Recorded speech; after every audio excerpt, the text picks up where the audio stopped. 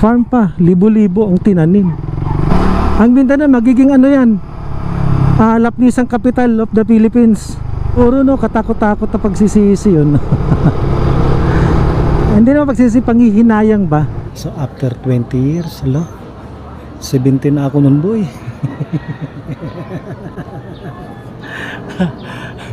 Utang ama. Kumut-kumut at tayo at anak ba?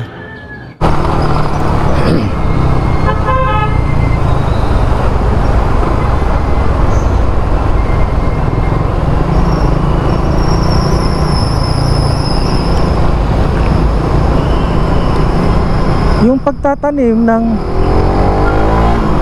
agarwood hindi naman pinagbawal. Ang pinagbawal ang DNR, yung mga illegal loggers na walang pakundangan sa pagputol ng agarwood.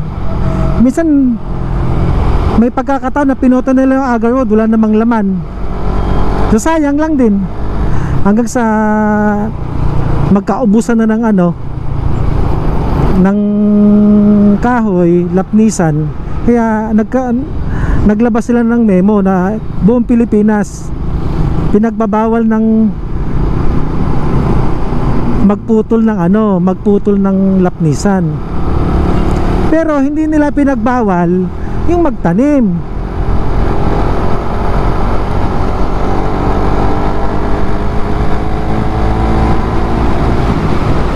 Hindi naman pinagbawal yung pagtanim ng lapnisan. Pinagbawal yung mga walang pakundangang pagputol ng lapnisan or agarwood para hindi masayang. So ang ginawa natin, magtanim lang tayo.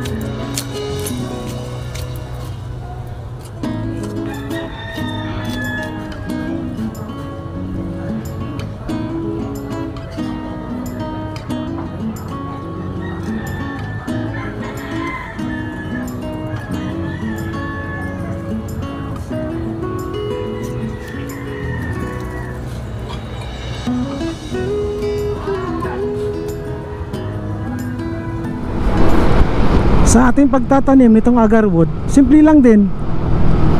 Normal lang din naman siya na kahoy.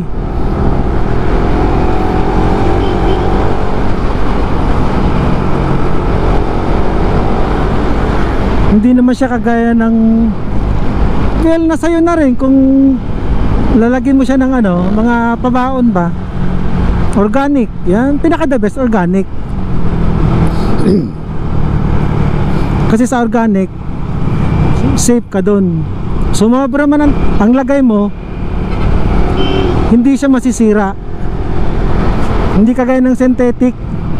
Kapag sumobra, pwedeng masira yung mo, seedlings mo, tanim mo.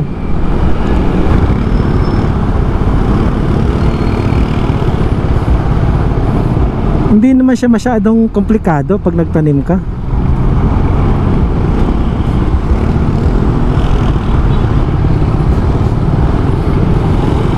Basta choice mo yan. Kung maglalagay ka ng synthetic na abono or organic. Pero kung ako, mas preferred ko yung organic kasi hindi nakakatakot eh. Walang sobra sa organic. Pero pag synthetic, pwedeng mamatay pananim mo. Siyempre nasa control naman natin yun. Kahit synthetic siya, kung kabisado naman natin yung dami ng abono, walang problema dun. Pero pinaka the best talaga, merong abono, pabaon ba, or hindi man, kung natatakot man kayo maglagay ng abono,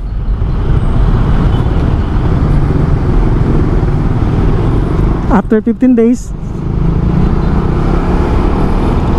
pwede mo na siyang abunuhan. Kunti lang, kunti isang dakot.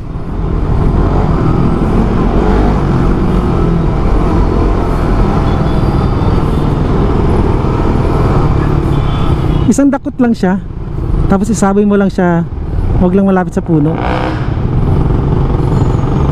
Kumbaga, kasi nandun yung mga ugat niya eh.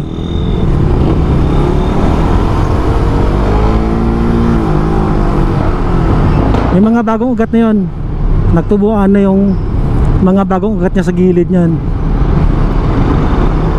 Yun ang saktong timing na magbitaw ka ng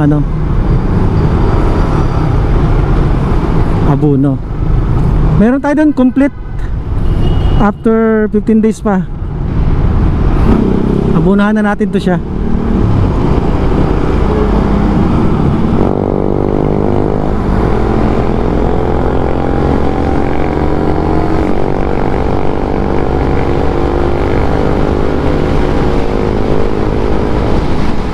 Dapat hindi pa natin ipapatanim to eh. Itatanim. Kasi gusto ko yung mga bagong sanga niya masyado pang green pa masyado eh. Di ba? Pag matured na dapat mga lagpas tuhod. Yun, ganun dapat. Lagpas tuhod, pwede na yun. Ngayon lang natin itinanim. Obserbahan kasi natin eh. Naglagas eh. Ang dami. Yun pa naman ang pinaka-expensive. 2-3 yun.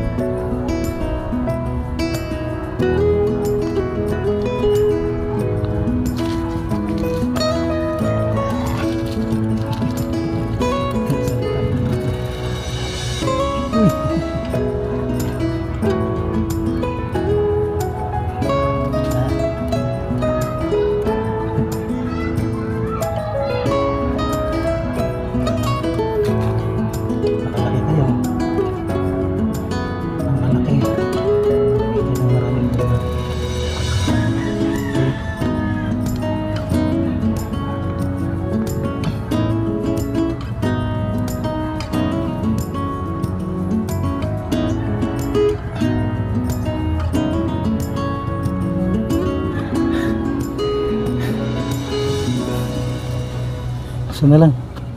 Saan natin ilagay isa?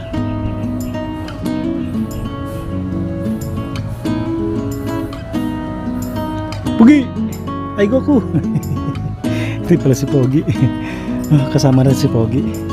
Tinignan natin ito ating puno. Siyempre, dasal ko na. Shhh! Kumapal sila, dumami. Sayang nga, wala tayong magagawa kung ganun. Nagtataka lang ako yung dahon niya, hindi siya healthy eh.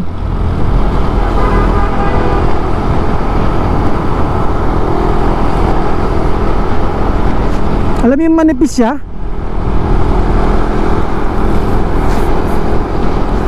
Sayang nga. Sana maagapan natin, makasurvive siya. Tapos ganun-ganun lang.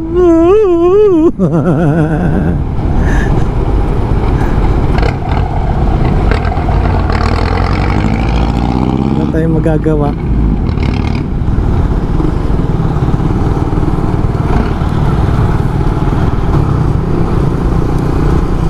Wala na tayong magagawa. Ibig sabihin,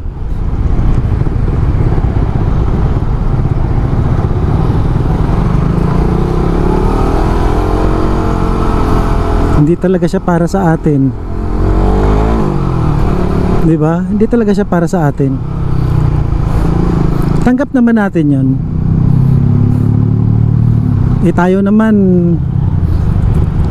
itinanim lang natin to sila dahil siyempre para kung sakaling ma-okayhan na ito ng DNR,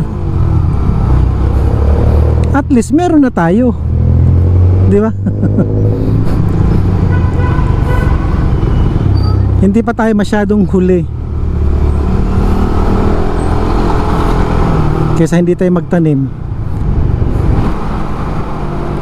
Kagaya noon, namagay sila ng kakao, gobyerno. O ngayon, nagbubunga na siya. Di ba?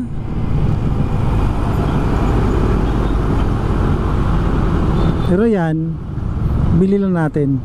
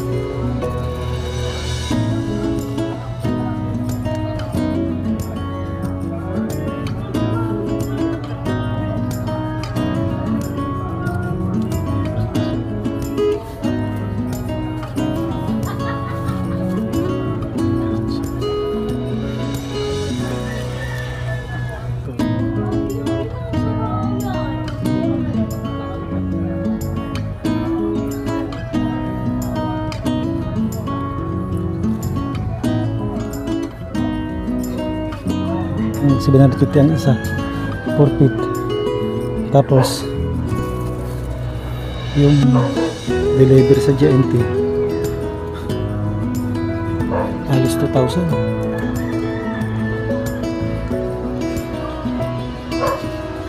Trail natin dito kasi wala pa tayong gawa eh.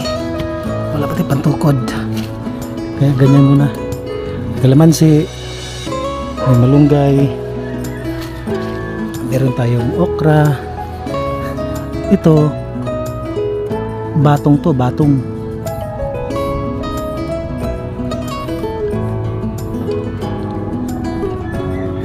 Huwag ka dyan boy, dito ka. Yan, yan, yan. Nangangalawit ka eh. May isang buwan yan. May mga bunga na yan. Makakatikim na tayo dyan sa ating ampalaya. Tsaka kamatis. Ito, may kamatis pa tayo. Yun. Diba? Kaysa nakatiwangwang lang siya. At least, habang nakatiwangwang, pag namunga siya, di magamit natin, makain natin. Pwede pa manghiing mga kapitbahay natin. Kaya ngayon, pag magputol ka ng lapnisan, kailangan meron kang cutting permit galing sa DNR. Pero malay natin pagdating ng panahon, dahil sa ngayon kasi sobrang dami na ng ano, marami ng mga nagtanim ng lapnisan. Yung iba nga farm pa eh. Tayo yung pagtatanim natin backyard lang yan, kaya hindi ganun karami. Malay natin pagdating ng panahon, hindi na nila ipagbawal yung pagputol ng lapnisan kasi yun nga, sa sobrang dami na. O di swerte natin, kaya tayo tanim lang. Natatakot eh. Huwag kang matakot magtanim. Nagtanim ka lang naman, hindi ka naman hulihin eh. Tsaka man na problemahin pag lumaki na, di ba?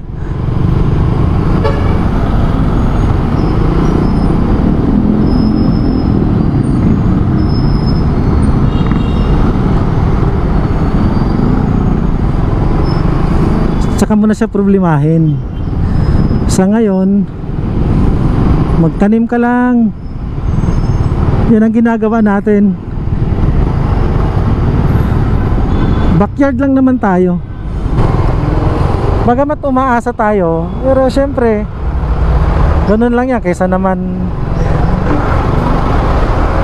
hindi tayo sumubok magtanim. Kasi darating ng panahon, magiging okay na talaga yan eh.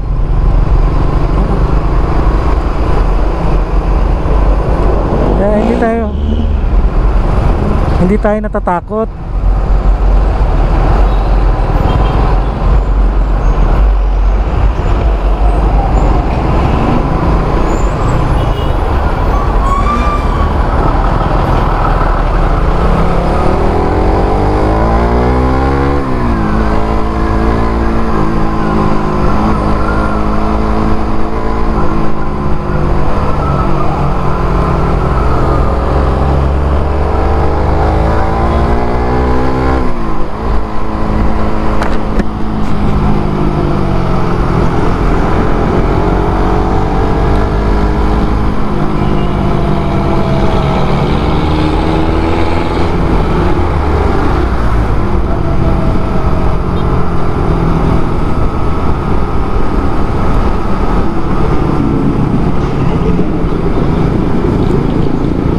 Kaya nga sana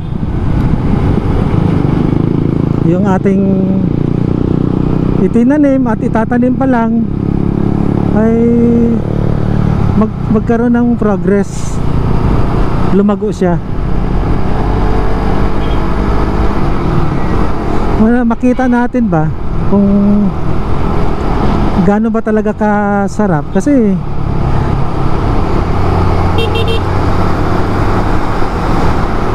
marami na rin tayong tinanim na puno ng kahoy eh. Malay natin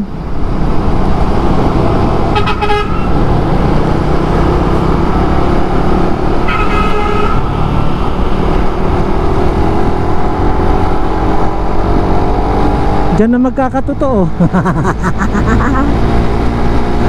Woohoo!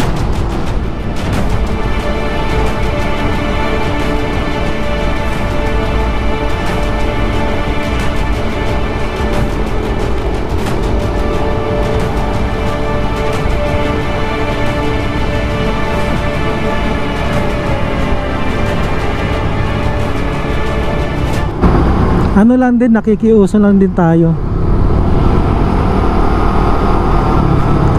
para sa pagdating ng panahon. Hindi naman tayo kulilat. Kahit isang piraso, dalawang piraso meron ka, di ba? Iba yung iba yung alam mo, tapos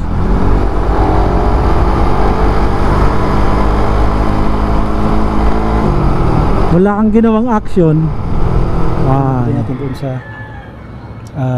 Bicol, in-order pa natin doon through online siya, legit naman. Meron siyang mga pinakita galing sa DNR permit to transport. So yun, masaya na rin tayo, pero kukuha pa rin tayo yung doon sa yung nandyan sa Cavite. Pag tayo, pupunta tayo doon, bibili din tayo doon. Maganda rin yun eh, Kasi mahal nga lang. Isang dangkal lang kalaki, 1,000. Kaya maganda na yung marami tayong pwedeng tumulong sa atin pagdating ng panahon. So yun, habang hindi nga natin ito nagagamit, lupa, papakinabangan muna natin habang nag-aantay ba, habang nag-aantay. Yan, July 7, 2024. So after 20 years, 1944 ay 2044, 17 na ako nun, boy.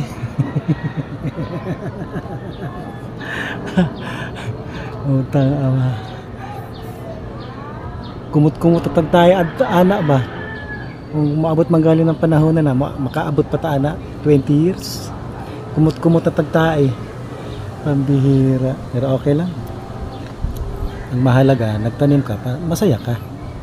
'Di ba? Hindi man natin maabutan dahil sa tagal ng panahon, pero sila na, yung mga next generation, mga bata, sa kanila na yan. Puro katakot-takot na pagsisisi yun. Hindi naman pagsisisi, panghihinayang ba? Kanta ka na lang na, nanghihinayang.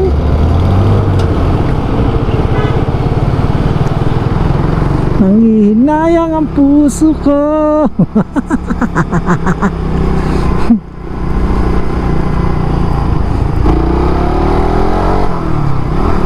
Kasi ang plano talaga sa lote nun, bentahan yun eh. Ibibenta yun. Ngayon, tinaniman natin.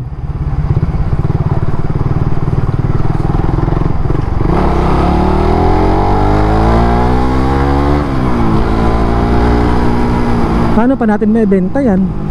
May tanim na.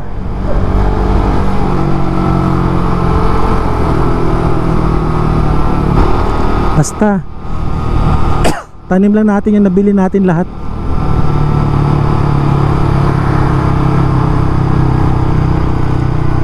Kung may bibili, di benta. Pag wala, di hayaan lang siya dyan.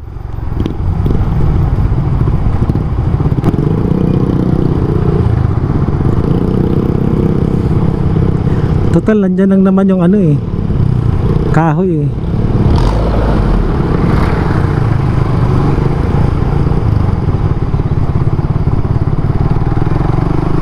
Paubos na yung ano, yung lapnisan nung 2017 yata. Pero ngayon sobrang dami na nang nagtanim. Yung iba nga farm pa eh, di ba? Farm pa, libo-libo ang tinanim. Kaya sabi ko sa'yo, yung Mindanao, ang Mindanao magiging ano yan, lapnisang capital of the Philippines. Ang dami na nagtanim dyan.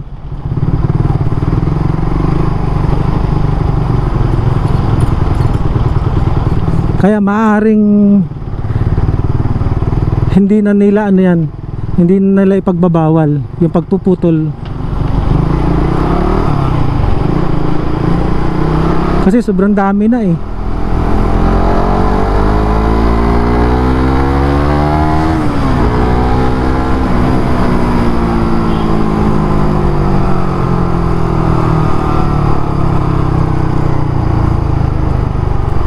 Sobrang dami na. Meron pa nga sa ano, meron pa nga sa Zamboanga eh. Namimigay siya ng ano, lapnisan, libre. Ang kulit ng tao na yun, boy. Samantalang dito ang mahal ng ano niyan, seedlings.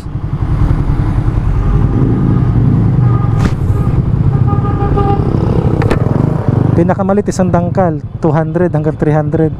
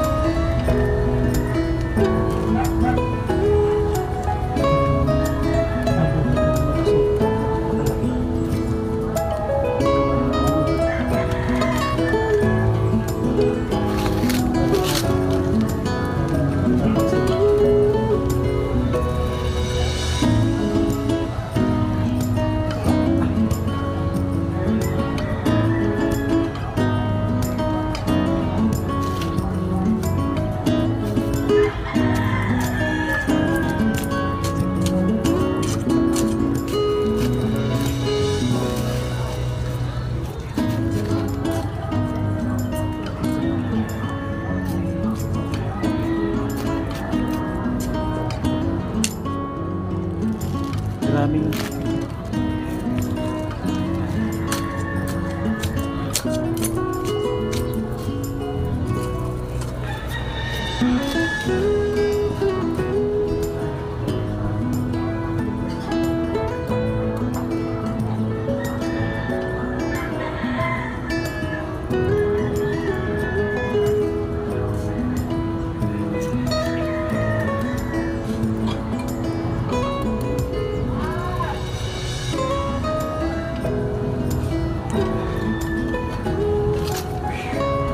isa pa.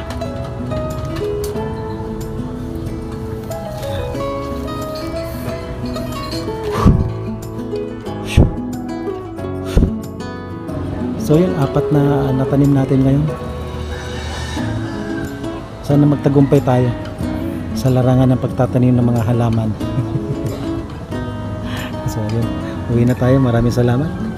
Huwag kalimutang mag-subscribe sa ating channel.